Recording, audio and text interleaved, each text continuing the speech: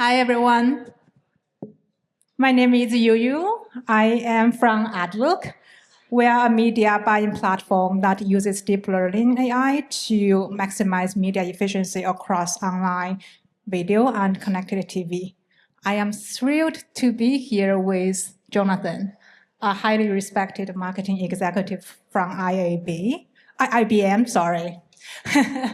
My only ask for everyone is please stay quiet throughout the speaking session. There are lots of networking opportunities for us throughout the day. So thank you. Jonathan, would you like to kick things off, with a brief introduction of yourself, beyond your job title? Yeah, first, thank you, Yuyu, and to Brand Innovators for having me. I'm Jonathan Adashek. I'm the Senior Vice President for Marketing Communications at IBM. Thank you, Jonathan. On my way here today, this morning, I actually read the news around IBM's brand new partnership with Ferrari. Congratulations to you and the team. Thank you. There is no better place for us to dive into this partnership than right here. Can we play a video to show what this partnership is? And I have some questions for you after that. Of course. It's not just a car. It's a 230-mile-an-hour fuel-injected data processing machine, sensing heat, pressure, friction, fuel, producing more than 1 million data points every second. These are not just drivers. These are virtuosos, conducting a symphony of speed, precision, and control, harnessing the power of 1,000 horses, capable of taming chaos with vision, endurance, and split-second decision-making. These are not just fans. These are tifosi, a fire-breathing cultural phenomenon, a sea of red, a family bound by passion, with sky-high expectations and a fierce devotion that transcends generations and geography. This is not just an app. It's an AI-powered platform, a window into the unique world of Scuderia Ferrari HP, a digital engine of growth and engagement, translating data into insight and fueling a fan base of millions around the world. The new Scuderia Ferrari HP digital experience, with AI-generated content and insights built with IBM Watson X.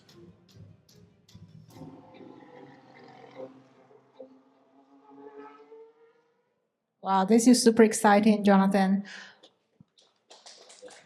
Thank you. Can you tell us how this exciting collaboration came together?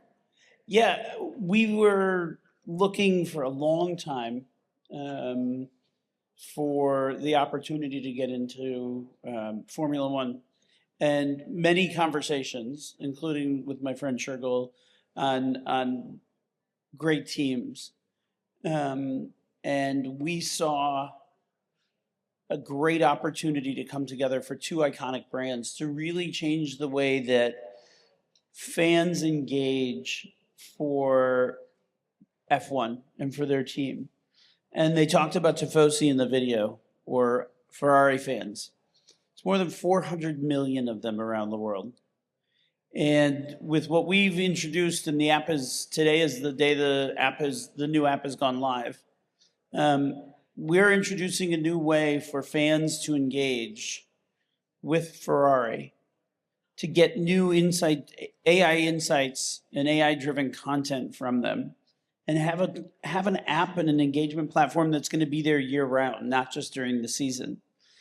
And the other thing it's doing, I think it's really building a community in a different way, because those 400 million fans now there's the ability to send messages to the team, and for the team to engage on that, and the fans to learn from each other what's going on. It's really, I think it's a really exciting launch, and we've got a lot more features that will be coming through the year, and in this year, and then in the years ahead, really AI powered, that will change the way people look at it, because every race produces millions of points of data.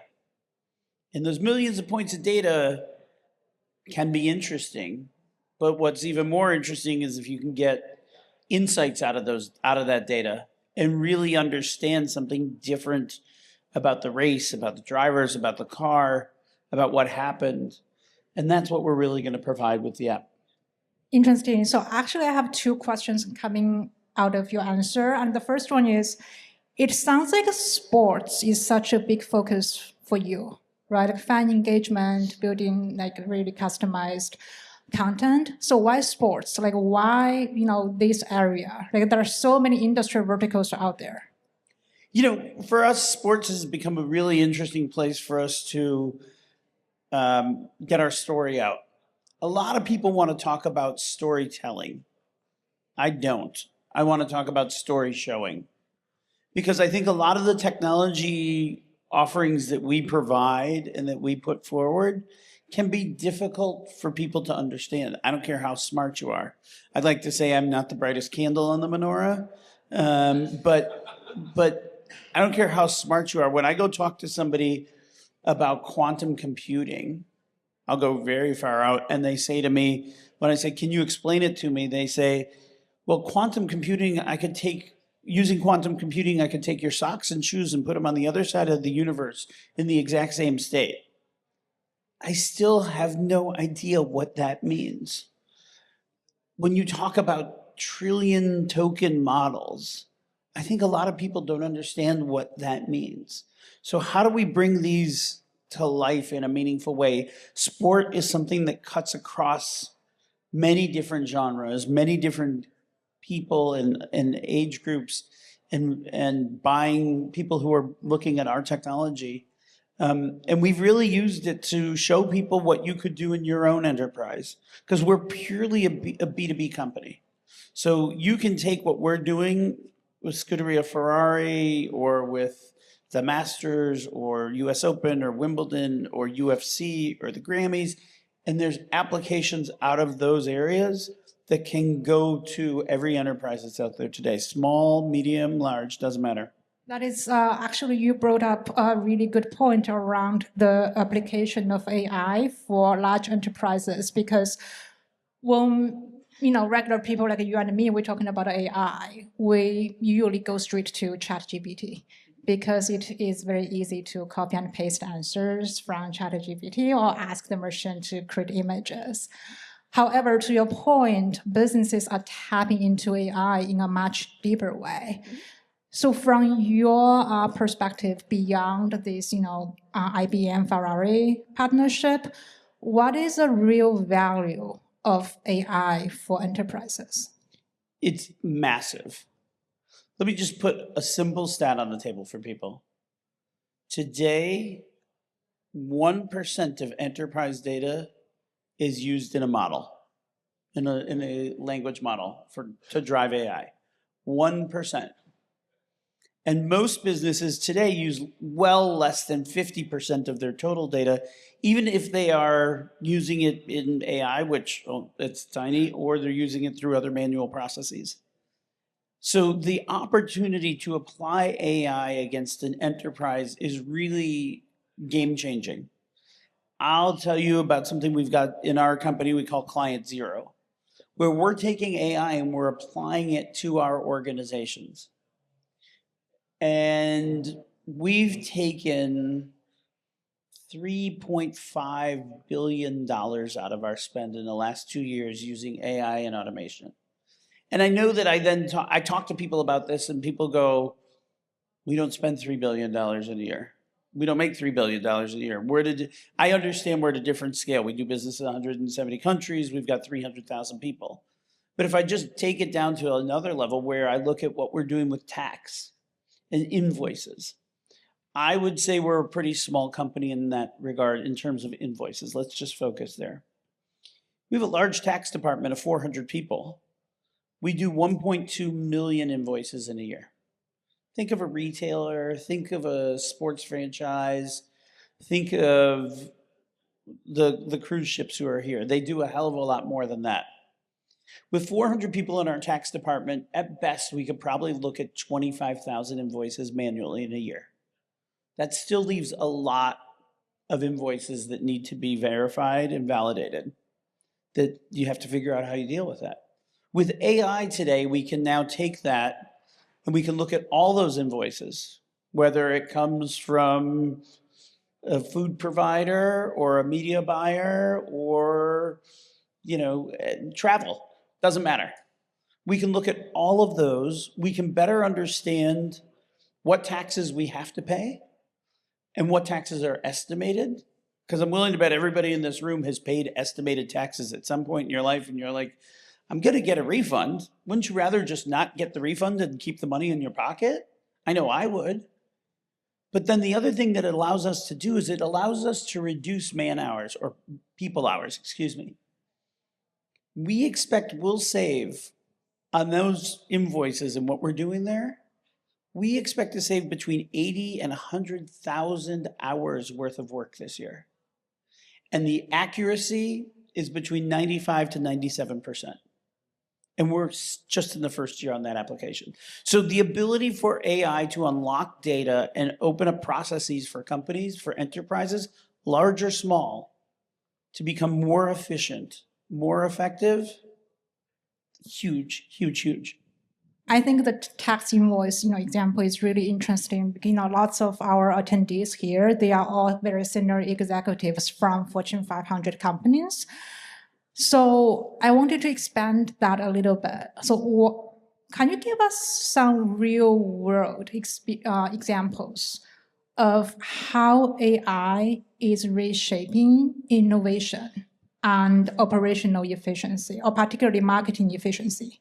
Well, if I talk about marketing and just stay there for a second,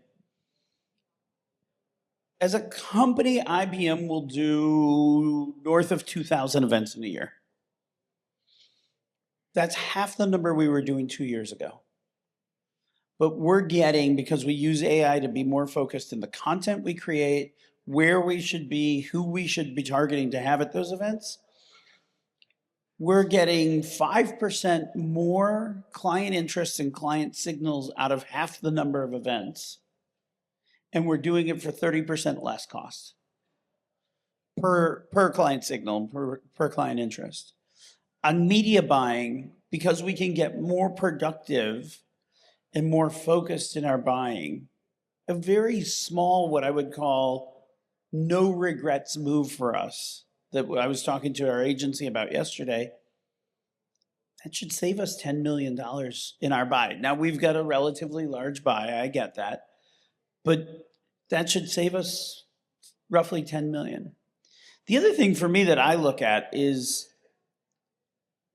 there are a lot of people who love to talk about personalized content in marketing. And I think personalized content in marketing is awful. I think everybody who's talking about it is missing the boat. Because the other day, I looked at yesterday I got a nice note that invited me to the Vatican mailing list, and it wasn't personalized because it was called me Vladimir Putin. So I figured that was slightly wrong. But not long ago, 2 weeks ago, I got added to a hair extension email mailing list at work.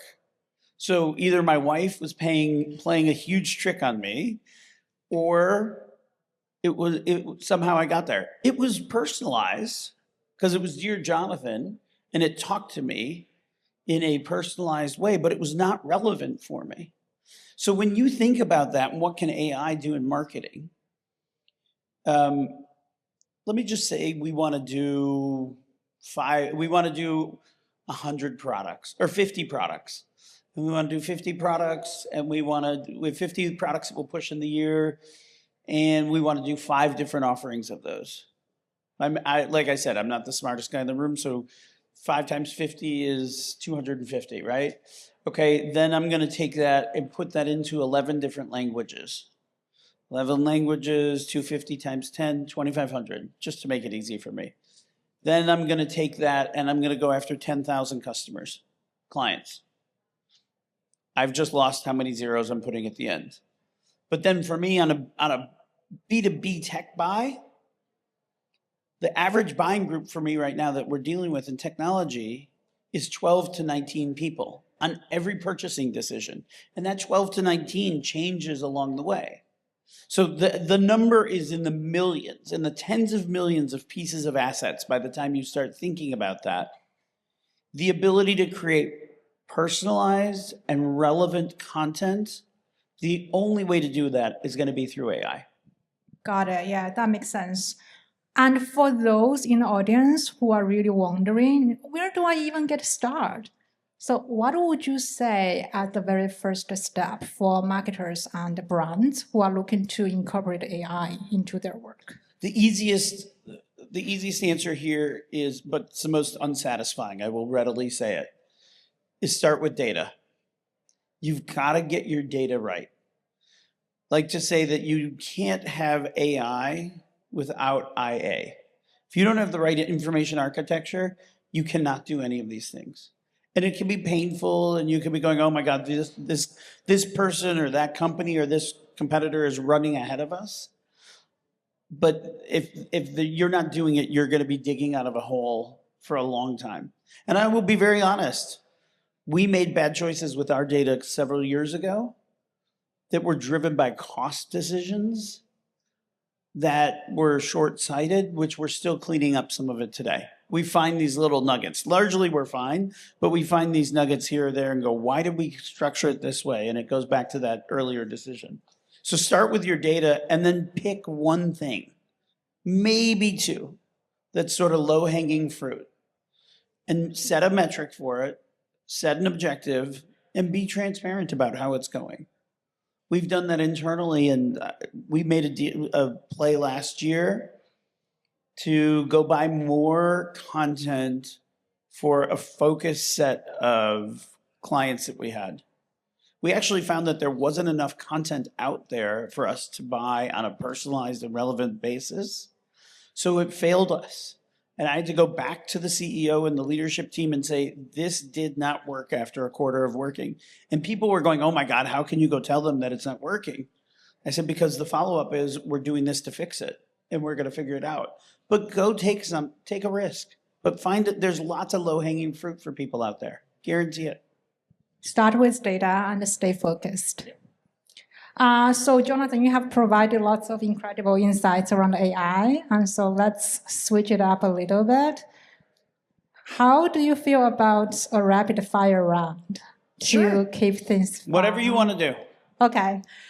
You may want to change your answer before I tell you the rules. Whatever you want to do. Oh, so rules are very simple. And you can only answer with one word. But if your answer has to be a sentence, please keep it under 30 seconds, okay? Okay. Are you ready? We'll try. Okay, let's go. One buzzword you are actually excited about. 30 seconds. Relevance. One buzzword that you wish would disappear. Locked in. AI in marketing. That was a hyphenated, so that works. AI in marketing, overrated or underused? Underused. Which one has your attention right now, TV or TikTok?